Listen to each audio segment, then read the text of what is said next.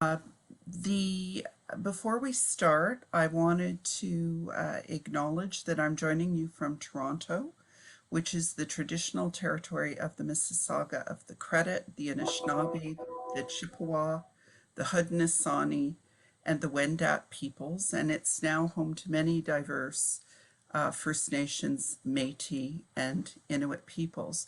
And our partners from across Canada are joining here today from the traditional territories of many Indigenous peoples. I wanted also to take a moment to not just recognize that we're gathering from many traditional lands, but also to renew our commitment to truth and reconciliation and to addressing the historic wrongs against Indigenous peoples in all of the work that we do. At the Future Skills Center, we're investing in research and projects to understand how microcredentials can help expand access to education and create pathways to careers. There are many inspiring, innovative programs across Canada that are offering high demand microcredentials and certifications, for example, that help marginalized youth gain access to employment. And along with these microcredentials, processes like prior learning assessment can be used to create pathways into post-secondary institutions. I think of the Future Skills Funded program at NPower, for example, where youth get certifications in skills required for entry-level information technology jobs, but then can stack those micro-credentials to gain access to post-secondary education should they choose. Or, on the other hand, micro-credentials can provide pathways out of post-secondary institutions into employment. I think of the other Future Skills Center funded program, the Advanced Digital and Professional Training Program that we offer, for example, at Ryerson, that can help graduates from arts, social sciences, and humanities transition into high-paid technology jobs. And while some of my post-secondary colleagues, some may be on the call here today, may see micro-credentials as part of the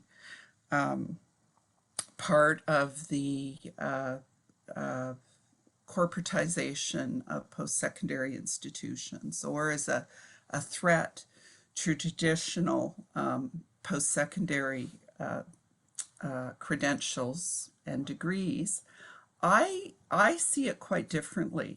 I think that students should be able to study what they love. I graduated in English with a master's degree in English and history and was lucky to have an opportunity to transition into employment. So I didn't have to sacrifice a choice between a job or a great education. And in the same way, I supported my daughter when she studied philosophy, literature, visual arts, and then went on to spend her inheritance before I'm dead studying a Master's of Fine Arts at Parsons in New York City. But with the ADAPT program and a micro-credential in data analytics, she was able to transition into a very well-paid job in consulting and will be able to support me in my old age. So I actually see micro-credentials as a great complement to traditional pathways at post-secondary institutions. I know there will be many different perspectives on these issues, but certainly at the Future Skills Center, we see micro-credentials as something that's not new, but something that is now more accessible than ever before, and creating opportunities to upskill, to reskill, to respond to digitization, transformation, to help rebuild after the pandemic. And for me, what is particularly important is the opportunities they create for historically underrepresented groups. So I'm thrilled to see the experts who will be joining us on the panel, chaired by Trish Williams, who's Director of Research and Evaluation and Knowledge Mobilization at the Future Skills Center, as well as comments from many of you in the audience about how microcredentials figure into our future. But first, let me introduce Michael Cuenco, who is the Research Associate at the Future Skills Center, a recent graduate from the University of Toronto's Monk School in Global Affairs and Public Policy with a master's degree in global affairs in 2020. His writing on various public policy issues have already been published in Policy Options, The National Post, The Monitor, American Affairs, and Unheard, and been cited widely. So Michael will give us an introduction to the topic before we go over to the panel. Thank you so much for joining us. Over to you, Michael. Thank you so much, Wendy, for the kind introduction, and thank you to everyone for being here today. My name is Michael Cuenco. As Wendy has said, I am a research associate here at the Future Skills Center, and I'm just going to talk a little bit about the state of microcredentials to help set up the discussion that we're going to have today. So, what is the state of microcredentials? Well, microcredentials have been the subject of an ongoing conversation for much of the last 10 years now among educators, employers, and policymakers interested in skills training and workforce development. It's been a conversation characterized by a lot of enthusiasm and excitement, as microcredentials have been heralded as a fast-track way to build worker skills at relatively low cost and with a low time burden, while providing rapid response to employers' skills needs. In the last decade, there's been tremendous growth in the popularity and in the adoption of microcredentials by credentialing institutions like universities, colleges, and institutes, and Canada's governments have stepped up with investments to help support microcredentials. For instance, governments of Ontario, British Columbia, and Alberta have in recent years announced major multi-million-dollar investments to help support microcredential development in those provinces, and we can expect more of those kinds of investments to come in the years ahead. But as you can see, so that's good that that's happening, but as you can see with these headlines, where there has been confidence and excitement and opportunity, there has also been a little bit of second guessing and a little bit of healthy skepticism about microcredentials. And that's a good thing, because we want to have a balanced, sober, multifaceted appreciation for what microcredentials are and what they can offer. And that's exactly the kind of discussion that we're going to have later today. So what are microcredentials exactly? What is the definition of them? Well, for those of you who have looked into the matter, you'll know that there is not a single universally established definition of microcredentials. There are many proposed definitions from across the board, and this is sort of a short list of some of the recurring traits and characteristics that we've observed. So microcredentials are short, they're competency focused, they have stackability with each other and a complementary relationship with larger conventional credentials. They confer recognition on the part of an issuing institution. Some definitions focus on the mode of delivery, with some emphasizing the digital or online components found in microcredential offerings. Other themes include quality control, emphasis on prior learning, and industry recognition.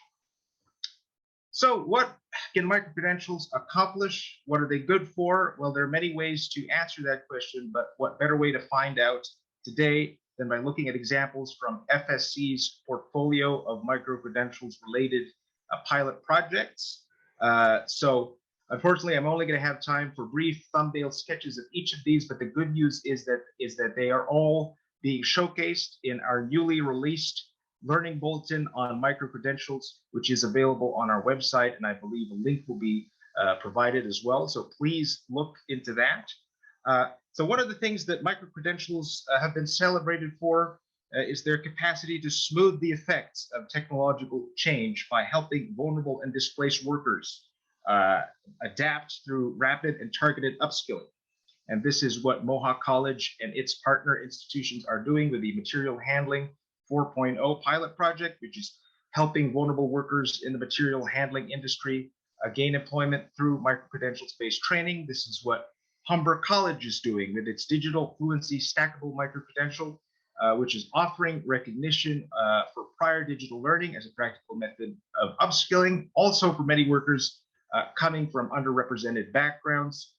This is what Calgary Economic Development is doing with its Edge Up pilot project, which is helping to transition displaced professionals from employment in the oil and gas industry into employment in the tech industry. So another area that microcredentials can potentially help with is industry-led workforce development. There's been a steep decline in industry and employer-led investments in workforce development over the last 2 decades. It's fallen by about 40%. Microcredentials can potentially help with that, as we are seeing with the Canadian Council for Aviation and Aerospace and its pilot project.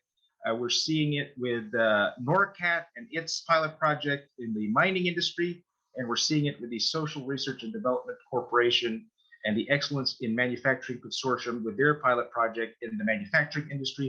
All of these projects are utilizing microcredentials as part of their industry-led workforce development efforts. And once again, you can read about these and the wonderful work that they're doing in our newly released Microcredentials Learning Bulletin.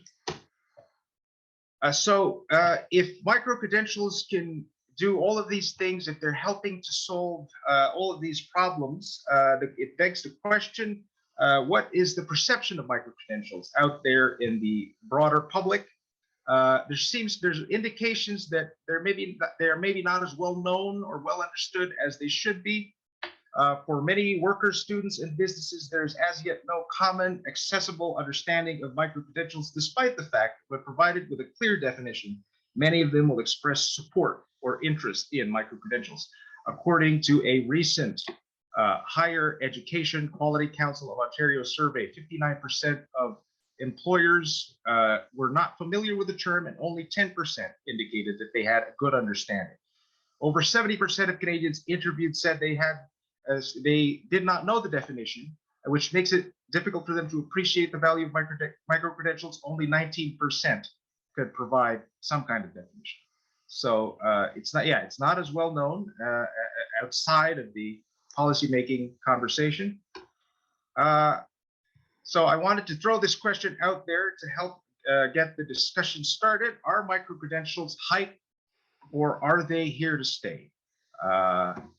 And now I would like to hand it over to my wonderful boss, Tricia Williams, who will be moderating the discussion with our distinguished panelists.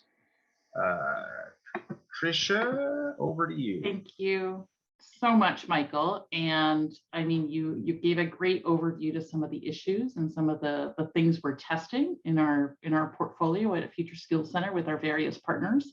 And I should mention, Michael mentioned a couple of times the Learning Bulletin, but what he didn't say is he wrote it. So thank you, Michael, for sharing that. And you did some great analysis over the past few months on these projects, and we appreciate you sharing those with us. So we are really excited to release the Learning Bulletin and to be here together today with a great panel to have some conversation about those key questions that Michael mentioned. You know, are microcredentials hype? Are they here to stay? Is the reality of microcredentials living up to the hype and the promised possibility of what they could do? So just to remind you, we will be sharing all the resources from today. I think I saw the slides go in the chat, and we'll share the Learning Bulletin as well. During the panel, please feel free to put some ideas in the question and answer. If you want to ask some questions to the panel, we will have some open Q&A time, and use the chat box as well. So I'm really pleased to turn now to our panel, and I'll introduce them first, and then I'll start asking them some questions because we have a great panel today. So I'm going to start with Carrie Dusterhoft. So Carrie joins us as she's the Director of Research Universities and Institutional Policy in British Columbia at the Ministry of Advanced Education and Skills Training. Thank you so much for joining us, Carrie.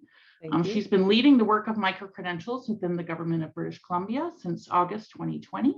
She's had a variety of roles in the Alberta and BC public service, much of it focused on Indigenous initiatives, as well as economic development, labor market, and education and training. So we're really pleased to have you. Thank you.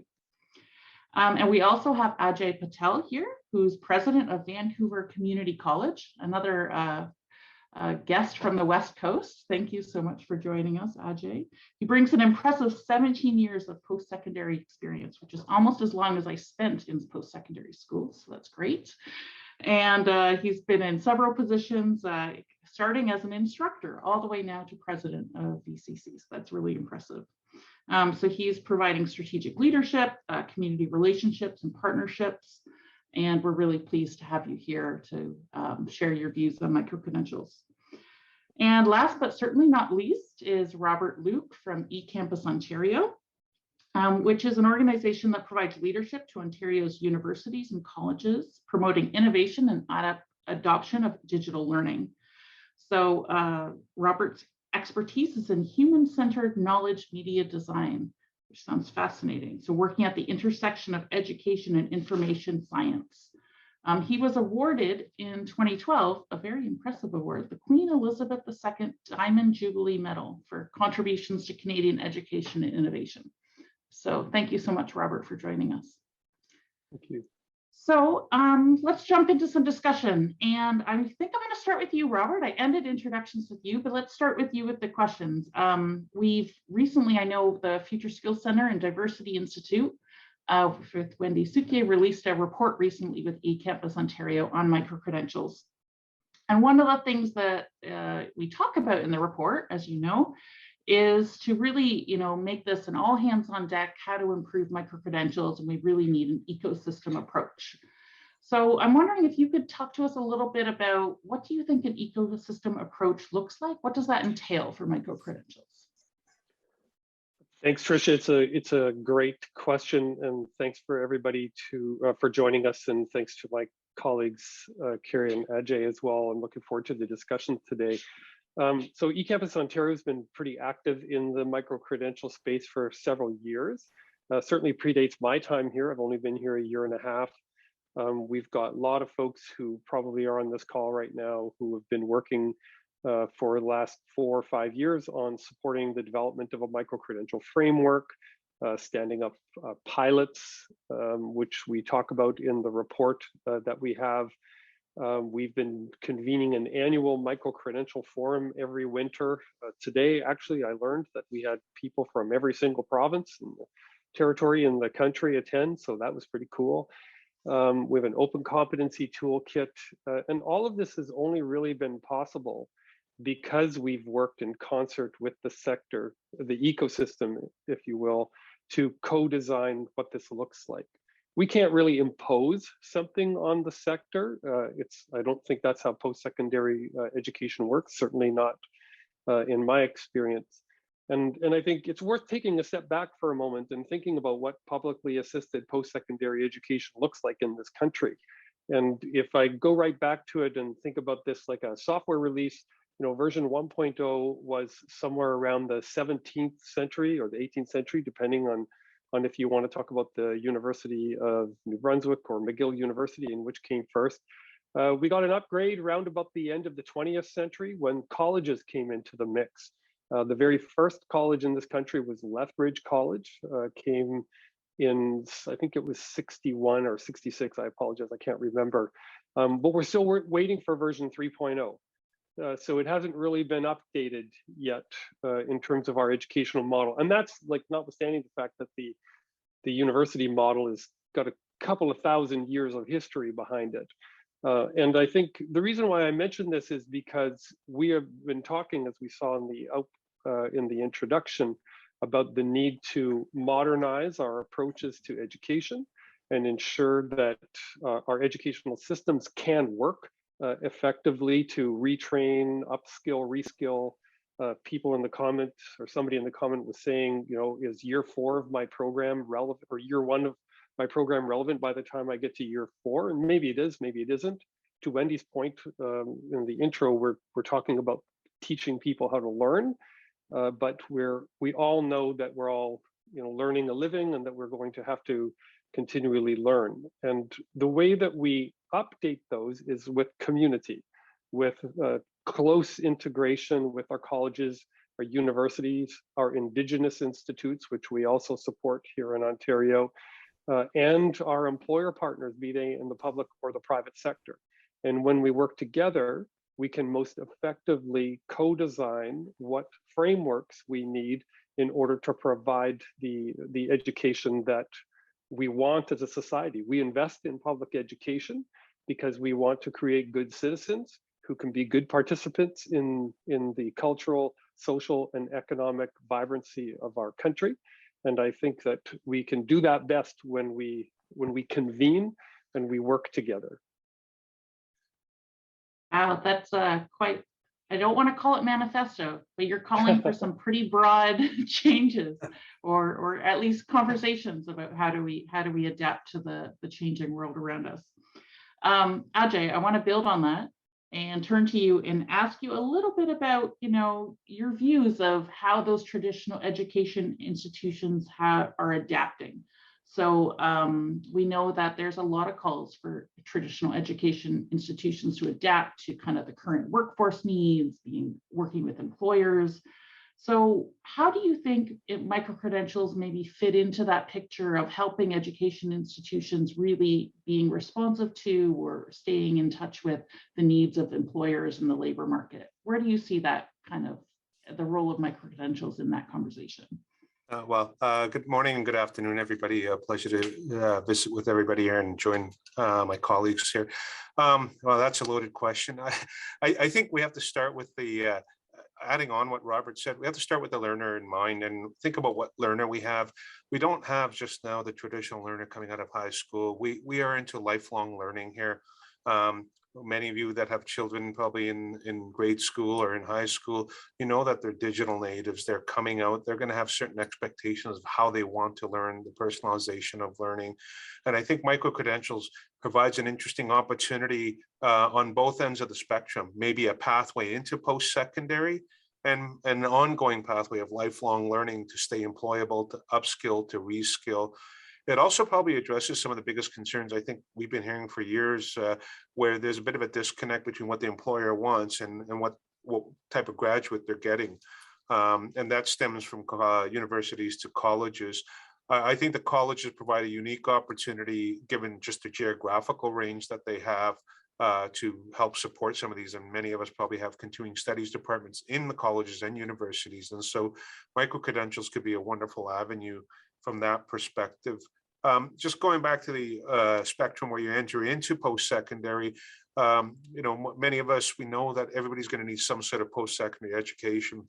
Yet we still have students not completing high school, or we have learners that haven't had the opportunity to complete high school, dropped out for whatever reason. We're challenged with it, and many of these groups are the marginalized groups or the underrepresented groups. And so I think there's an opportunity with microcredentials to recognize their learnings, how they've learned, the skill sets that they've got. You can use some form of digital badging or whatever you want to call it, but recognizing those skill sets as 21st century skill sets that we need moving forward, and give them some recognition, and then pathway them into some employment opportunities, whether they're through certificates or diplomas. And eventually you've got the whole work integrated learning piece or the work experience piece. And with that, they can enter into the workforce, but that ongoing lifelong education microcredentialing offers to complete a degree. I think when you look at some of the Irish models or even the Australia, New Zealand models, we can look at some successes there. It's not for every particular subject area, but you can use it in a number of areas. And so I think that's something that we really need to look at. I think COVID has brought it to the forefront. I also think digitization of education, the gamification of education is going to accelerate that opportunity. Where I think we're going to be challenged is public post-secondaries or post-secondary in general. We have never experienced this kind of a shift. Robert, you referenced 2,000 years of post-secondary education. I don't think we've ever seen such an abrupt shift. as COVID has caused. And so that's going to make us very, very uncomfortable and challenge the norms. Thanks so much, Ajay. And I want to come back to some of your points there, especially about, other international examples we can learn from. But first, I want to turn to Carrie. And Carrie, you hear some discussion of recognition of prior learning, the possibility that microcredentials, help us, embrace the shift towards lifelong learning. But we also know that potential students, educators, employers, we need to be able to trust that a microcredential certification actually means something. I guess I'm wondering, what do you see from your role within a provincial government about the role of government for fostering that kind of trust or uptake or recognition? What role does government play in, helping to foster that environment? Thanks for the question. Great to be here today. So I think we've developed a microcredential framework in BC, and we've certainly incorporated components around quality assurance and assessment, and some of those really meaty and challenging pieces to provide that I guess certainty and clarity for folks. We, on the quality assurance piece, which I think is a big component of your question there, in particular, we know we need to do more work on that. I think the sector, from my engagement with them and some additional research that we've been undertaking, is looking to the ministry and the province to provide a bit more clarity and a bit more of some foundational components to help create that certainty and some guidelines, I guess, without being prescriptive at the same time. So I do think that is a role that we can play, and we are definitely doing more work in that space beyond our framework. We are we have undertaken a number of additional pieces of research to really dive into some of those areas, and we've reached out to all of our stakeholders, as well as other jurisdictions, and looking at some of those models of New Zealand and Singapore, et cetera, to see what's worked for them. And so it's ongoing. It's an evolving piece of work, and we don't have all those answers yet, but we know it's really important that everybody understands what they're getting if they're doing a micro-credential. What is the value that it's going to be recognized by employers once they put that time and effort in. So it's definitely evolving and ongoing, and I think we're all learning as we go in this space. That's great. And you mentioned the international jurisdictions as well. So let's turn to that next. Anyway, what are you seeing in terms of other places? What is it that Canada can learn from the world in terms of where micro-credentials are going, and are there any kind of missed opportunities that we should be jumping on? Robert, I see you unmuted. Do you want to jump in on this one? Yes, well, we just a couple of weeks ago convened our annual micro-credential forum, and it featured a lot of good discussion, including the international context. And Mark Brown, who's from Ireland, professor and director of the National Institute for Digital Learning at Dublin City University, presented an incredible review of the best evidence that we have right now, I think, in terms of research on who's doing what in the micro-credential space and what they mean. Actually, maybe somebody from eCampus Ontario can post a link up to the YouTube place where his talk is, if you've got a moment to look at it, because it was a quite engaging keynote. But we've already heard that there's, Carrie has mentioned a bit about this, and Ajay as well, Australia and New Zealand, the European Union. There's many jurisdictions that are working actively on this because these are the future. And obviously I believe that micro-credentials are a key part of the future. And somebody mentioned in the chat, the disruptive potential of micro-credentials, and I don't think we can lose sight of that. And I think I will preface this by saying it's important for us to first recognize that it's a disruption, but also to embrace that in ways that are learner-centered. Because I think if we resist change, then we will very likely be left out of the conversation, and I don't think we want to do that. And I'm reminded of Napster in 1999, which came along and said, that way that you're consuming music, it doesn't have to be that way. You can actually get a song. Now, of course, Napster was a pirating a pirate site. I mean, they weren't really paying at all. Truly disruptive. Yes, truly you don't even disruptive. need to pay. Right, but so you don't need to pay. But what it did was it incentivized a more atomic model of music consumption, right? Whereas you used to be able to, if you wanted to listen to a song, you had to buy an album.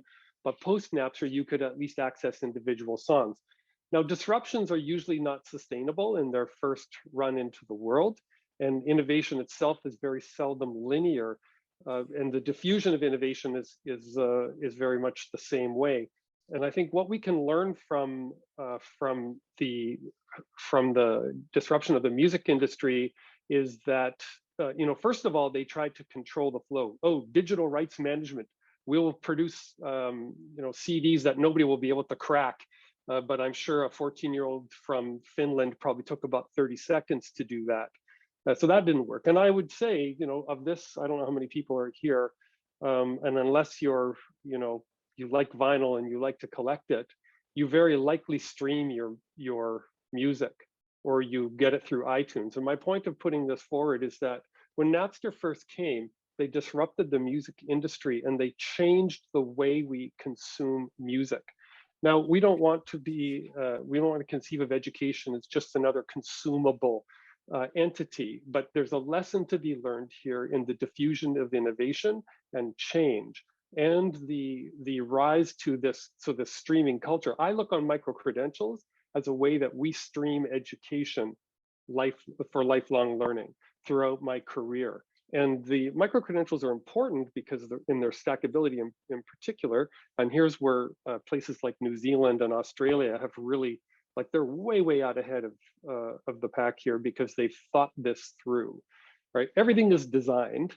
They have just taken the time to design it in a way that pays attention to providing milestone markers for the accumulation of competencies, credits, call them what you will, as ways to demarcate my passage into the next, the next phase of learning, that kind of thing. So just back up a second. What I'm trying to make, the point I'm trying to make here is that, we've got a lot to learn from other disruptions, particularly technology enabled, because those disruptions have created the grammars of actions by which we interpret our current environment. And so if we, Ajay, I think you mentioned digital natives versus digital immigrants. I mean, folks today probably, unless you're a hipster down on Queen Street here in Toronto, you're probably not buying much vinyl or records. You might not even know what a rotary telephone is, but maybe you've got some kind of nostalgia for that too. But the point is that when we look at the way technology has disrupted other industries, that is creating the conditions by which people understand other things. And education is no different. So our students today are coming at us. The typical student does not come to us from high school. That's, I think, less than 50% of the students, at least in Ontario. And if that is the case, how do we account for the way they are interpreting access to other things in their environment, in this case, music? So I've digressed away from your original question, which was international jurisdictions. But my point is very simple. Take a look at what New Zealand has done, because they have accounted for this grammar of action, streaming education across a lifestyle, people's career, to use that metaphor. No, and this fits very well with, we've been called as Canada as a nation to transform to a learning nation, right? Where education is not something that we do just at the outset of our career and our working lives, but it's something that follows us through our whole lives. Ajay, I want to come to you for your thoughts, because I see you, Something on the tip of your tongue. I want to, I mean, I don't disagree with anything Robert says. I think the challenge we face comparing ourselves to other jurisdictions, the one we all default to is that education is a provincial jurisdiction and we don't have a federal education jurisdiction mandate. So I think that's one challenge. I think Vivian on the chat mentioned we need if some sort of a pan-Canadian approach, and I know there have been attempts at it, but the reality is we don't have an acceptance of that, and I don't know if we will. It just I hope we can, but I don't know if we can get to a basic acceptance of that. So that's one challenge. The other thing I think, Robert, you mentioned, I actually think the disruptions here with the big companies, you look at some of the big national companies, the banks and that, they're doing some of their own training without us, whether we like it or not. And they're going out and getting third-party vendors to do that training. We've got tech companies doing the training in-house because we're not delivering the type of training that their workforce needs, or we're keeping them in institutions way too long. And microcredentials might provide that opportunity for us to help support some of those industries and maintain a certain level of quality assurance. And more importantly, remember, probably 90% of Canada is made up of small and medium-sized businesses. Those businesses do not have the ability to provide that type of training and to invest in that. So if as post-secondaries, we can step up and do it in that form, without challenging them to leave the workforce to do that. That's something we should really look at. And I know we're doing a number of pilots here in British Columbia. We're involved in them as well, along with some of our sister institutions. And I think we really have to look at how the outcomes of that, whether the employer is happy, whether the quality assurance is there, and what recognition we provide. So I think those are the challenges that we're going to face. And to the question around the ecosystem, that's the ecosystem. We're going to have to try and figure out how we play in that. And that's, in my mind, is what's going to disrupt post-secondary education from its traditional 1, 2, and 4-year offerings. What a great point, Ajay. And I want to build on that and really bring up a couple things I think that you mentioned. One is the employer angle, which is super important. We need to figure out, do microcredentials actually translate into better career opportunities, better jobs, better outcomes for individuals, right? Is it meeting a market need? But also really importantly, I think you surfaced that, small and medium enterprises. We have to think about, we know that the impacts of the pandemic have been felt disproportionately amongst different population groups. Certainly underrepresented groups and equity-seeking groups have been disproportionately affected by the pandemic. Are microcredentials a way in which we can look for more inclusion or a more inclusive recovery? I'm wondering, Carrie, if you can talk about either one of those angles, and then I really want to turn to some of the great questions coming in, because we have a big audience that is on fire for microcredentials, I could tell. But Carrie, first, talk to us about employers, inclusion. Where do you see this from your vantage point? Sure. No, absolutely. We think employer engagement in the identification, development, and assessment of microcredentials is absolutely essential. To be honest, that is, it's a challenge for some of our post-secondary institutions. Some have well-established relationships with employers and industry sectors, and others not so much, it makes sense. The more technical programs typically do have those already in, and the more academic programs typically less so. So this is, back to the disruptive nature of microcredentials. I think post-secondary institutions are being challenged on a variety of levels with microcredentials, from all the way from that engagement with employers to how do we recognize these things, to how do we apply credit to them within our system. So there's all those questions out there, but I'm very encouraged by the fact that our post-secondary institutions here in BC have been really open to looking at how they can do this. And it's not that everybody has figured the problems out. I think we're very much still in that process, but it's on people's minds, and I think they're all actively working to figure out how can we make this work and incorporate these within as another post-secondary education tool within our broader toolkit of post-secondary options. And I do want to just touch on that underrepresented component. I actually, that's part of micro-credentials that excites me the most, is I think there is tremendous potential for micro-credentials in terms of their accessibility, both from the length of the programs to generally lower costs to the way they're delivered. It tends to open them up to much broader group of folks than the traditional post-secondary learners. And a lot of folks who can't just stop and take 2 years off or more to pursue a longer credential. So I think this really speaks to a lot of those populations. I think also populations who just, for whatever reason, have not pursued post-secondary education. There could be a wide variety of reasons for that. By biting off a micro credential and testing it and having some success with that. And that potentially pulling them into a longer program, I think is a real exciting possibility. And we're really looking forward to kind of monitoring over the next few years as we go down this road to see, who's taking these, and we're starting to get a little bit of data on that, but it's still early days. But I feel very excited about that potential for accessibility. I share your excitement about the possibility.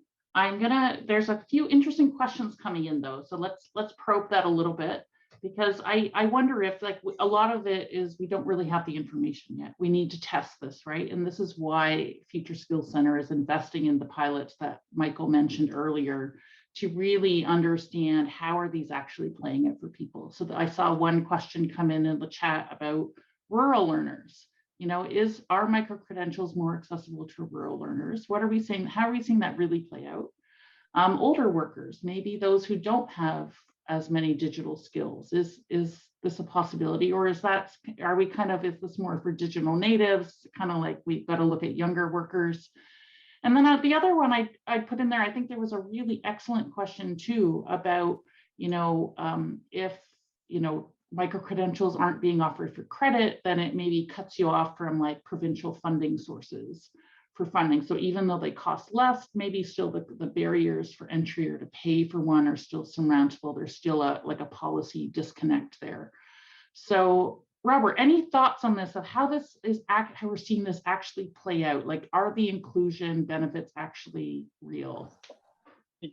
Absolutely, they're real. Ontario is, to my knowledge, the first jurisdiction in Canada that have made micro-credentials eligible for student loans. And that's an important and incredibly valuable access to education for all of the reasons that we've been talking about.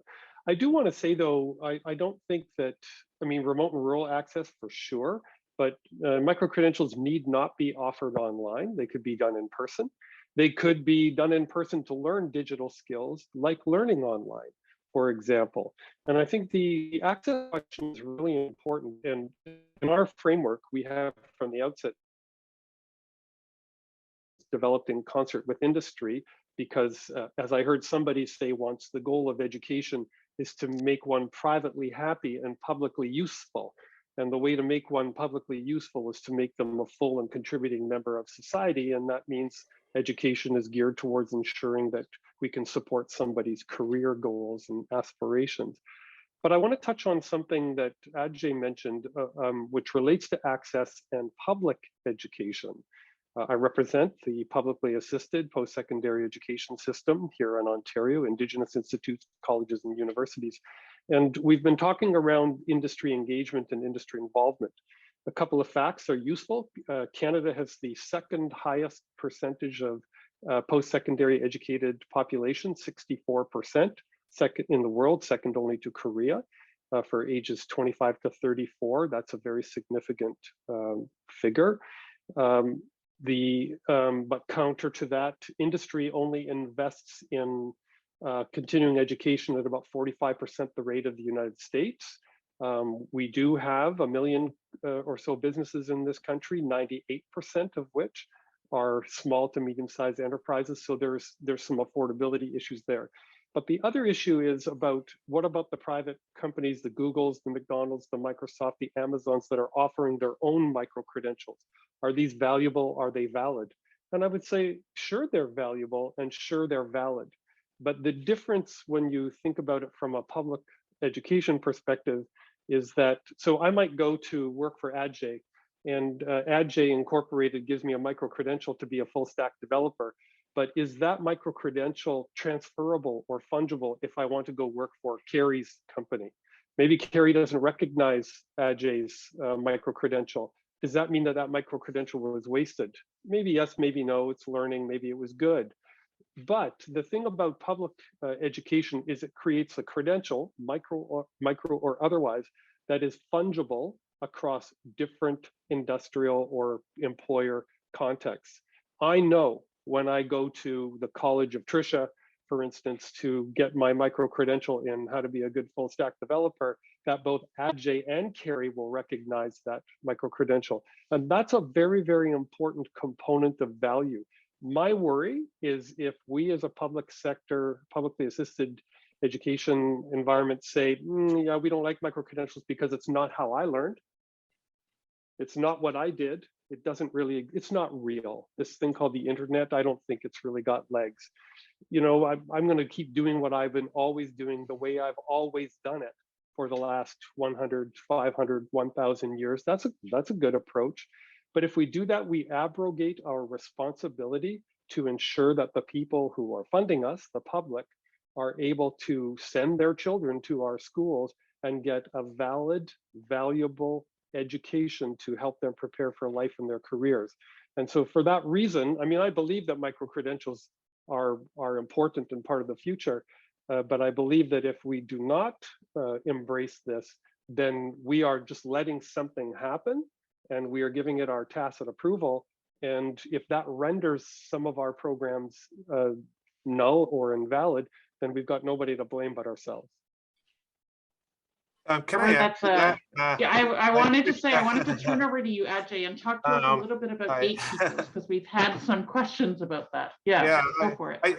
I think Robert's right. I mean, we're competing with we got LinkedIn Learning that's got a greater resource library than all of us probably combined to a certain extent. We got Microsoft doing their thing, Google. These aren't going to go away anytime soon. So we do have to look at ways of embracing them. But I think right now we're at a stage where those groups are willing to step forward and work with the public institutions because of the very same reasons Robert provided, is that we can provide some sort of quality assurance. We can provide transferability. We can provide those checks and balances being a public institution. So I think they're willing to come to the table. Otherwise, Microsoft could just deliver everything online or just open up their own store next door to ours and run everything. But they want to partner with the institutions because they see the value of being an institution in your particular region or jurisdiction or rural or remote community, because we all have those connections. So I think this is the time to embrace that opportunity, to embed some of those opportunities into our own curriculum and the traditional curriculum, but also make the micro-credentials. That will allow the stacking and the modularity and the credit transfers to hopefully evolve over time. The other thing is it'll give a space for the privates to play as well, in my mind, and employers, because they'll identify specific skill sets they might want, but they don't want to sacrifice somebody going to school even for 2 weeks full time because they can't either invest in them or there's loss of productivity for that employer. If there's a way to do it digitally or Friday afternoons or something like that on a weekend, I think we get employers stepping up and even individuals stepping up and investing back in their own education. So I think the micro-credentials gives us that opportunity. And it also gives us a place for the privates to work with the publics, again, so that we become kind of the establishing of the quality assurance, but we've got to change our own way of doing business too. So this isn't just come to us and we'll do it. We've got to change the way we're approaching it as well, so that we're actually meeting their demand. Otherwise, they'll just go off and keep doing things on their own. So I think this is the disruption that's happening. I think we can look to a jurisdiction like Ireland that I'm somewhat familiar with, where I think a lot of disruption, and they're adapting to that disruption, and they're able to recreate or innovate through that disruption. And I think we should look to try and do the same. And right now, I do believe some of those big competitors, they're here and ready to work with us. If we don't take advantage of that opportunity, then that's going to be lost upon us. Can I Carrie, just please. jump in there on that one? Yeah, no, I think the points made are excellent, and the private sector going to keep working in this space, and that's just fine. They're meeting a need. I think, you know, we've thought about this from a provincial perspective, kind of from the notion of what is the niche, what is the special place that the public post-secondary institutions have in this in this space. And I think there's at least a couple of things. There's probably more. One is brand. You know, people trust our public colleges and universities, right? And it's not that they don't trust other entities, but it's a real, I mean, I think people are still inclined to go, I have more confidence in this credential, you know, if it's from one of our traditional public post-secondary institutions. And I think that's something we can build on and leverage in this space. And the other, of course, is the stacking, laddering, and building and pulling, the potential to pull people into longer programs, which isn't often an option with some of the private, you know, the private programs. So there's where I think we've identified two really important qualities that the public post-secondary system can bring in this space, and that's why it doesn't need to be kind of competitive or an overlap. There's a niche there. There's something they can offer that is different than the other providers in this space. I love that. That's super helpful. And I think what I hear the panel agreeing on is that there is this window of opportunity, right? To leverage those brands, leverage that credibility, build that trust, work with employers, but that window won't be open forever.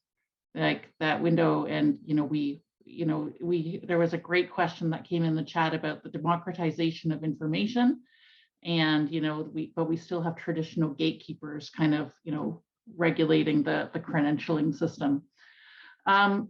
One more question. I've been peppering them in throughout, so we are getting things, but we'll have time for one or two. There's a great question from Carrie Jothan about, have microcredentials been used during the pandemic to help companies pivot new products or ways of doing business by using microcredentials to reskill or upskill returning and new employees? So do you know of any companies that have used microcredentials in a really innovative way over the last couple of years to thinking about skill development, maybe reinvention through the pandemic? Looking to any of you for any ideas or examples of who's doing unique and innovative things. Go ahead, Carrie, please. I was just gonna jump in there in terms of in BC. The one that really comes to mind is BCIT in BC. Even before we were in this space, they were developing some micro credentials related to giving vaccines and some of that stuff that was happening right at the beginning of the pandemic, and a lot of the healthcare workers didn't have the skills that they needed at that point. So there was some very specific things they developed right at the outset. So that was more, it's not a business so much, but for the healthcare system, it was very targeted and very focused on a real-time need, and it was very successful. I was just going to thank you, Carrie, and sorry to interrupt, but I just put a link in the chat about micro-certification in patient care that teaches valuable skills amidst the pandemic. This is one of our members, Ontario Tech University and Durham Region's Lake Ridge Health, which developed a micro-certification for patient care, of which they had no idea how invaluable it would be when a pandemic hit the region. So you could read that. But I think the broader answer is, of course, companies have been doing this all the time. And of course, they've been doing it during the pandemic. They might not have called it a microcredential. They might have called it professional development or continuing education. But it's useful to know that in the Greater Toronto Hamilton area, nearly $4 billion a year annually is spent on continuing professional education. Now, 75% of that is for nurses and electricians and lawyers and physicians to continue, and engineers to continue their professional designation, but 25% of it is not. It's a line item on an HR balance sheet in the companies that exist here, and there's large companies here like banks to promote continuing education or professional development. So I mean, the answer is yes, but what we are putting on it is a different lens. And the key thing that I think that we're talking about here, which you mentioned, Tricia, as we all talked about, is what does it mean actually to intentionally design programs that are upskilling, reskilling, increasing access, providing avenues in or throughout the career for people? What does it mean to make sure that those are effectively fungible across employers and that they're stackable into other milestone markers and other credentials? That, I think, is what is really different. For us, I think we had a building service workers program.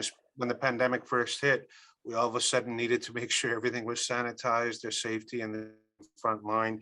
Not only our continuing education department, but I think a number of continuing education departments amongst the colleges got together.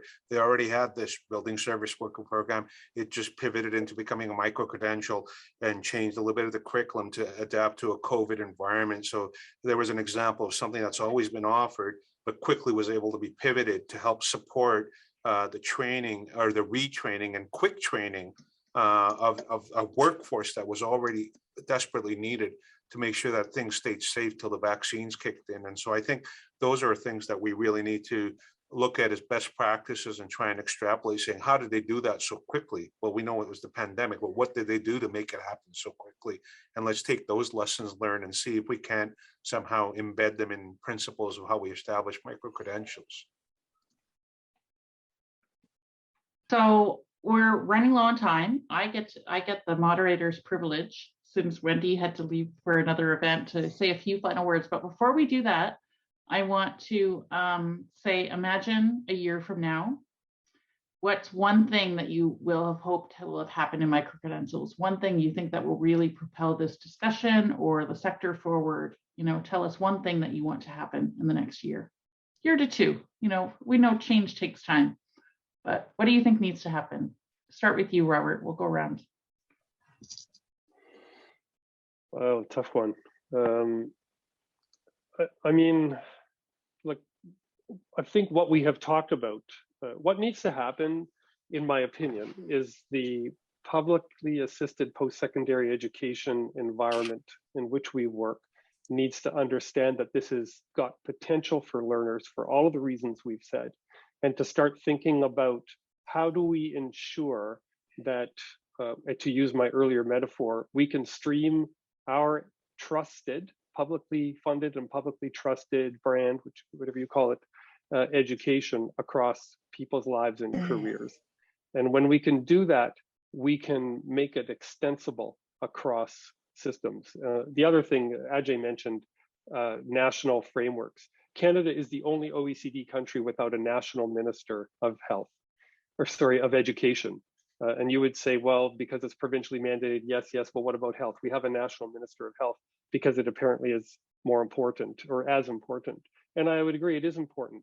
But I think, maybe it's time we started joining our OECD counterparts and saying, rather than just having a council of ministers of education, that we start thinking about this as a priority, that the preparation of our citizens to embrace the disruption of today, not less tomorrow, is essential for us to be working together.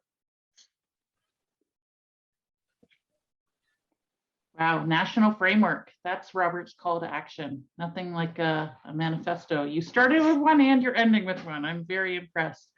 Ajay and then Carrie, what do you want to see happen in the next year? Great. If we can get the national framework, I'm all in, along with the national education ministry. I think we need to look, we're having all these dialogues of micro-credentials supporting employers. I think, and our current group, let's not forget, we have set these immigration targets that are beyond anything we've ever thought of. Up to 500,000 immigrants coming in, but I think year 3, these people are going to have skill sets, and we know we're going to have barriers with regulating bodies and all that. We need to make sure that we've got some form of micro-credentialing or something to help bridge these individuals so we can get them into the workforce, driving our economy as soon as we possibly can. And I don't think that should be lost upon us, in addition to what else we might want to do in the current workforce we have, because we're about to undergo something that we've never done before. What a great point. And I feel like we need another whole session on that, because I know we have a lot of exciting pilots tackling some of those very issues. Carrie, final I think, thoughts? yeah, a couple of things.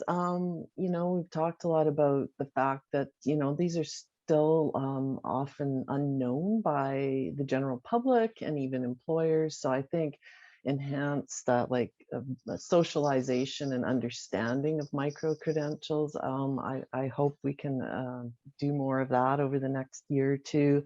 And I think collaboration. I think that's going to be some of our focus moving forward. Is we'd love to see more collaboration across post-secondary institutions, working with industry to develop core sets of micro-credentials rather than necessarily sort of one-off type things. So I think that kind of partnerships and collaboration will be a big focus for us for sure over the next while.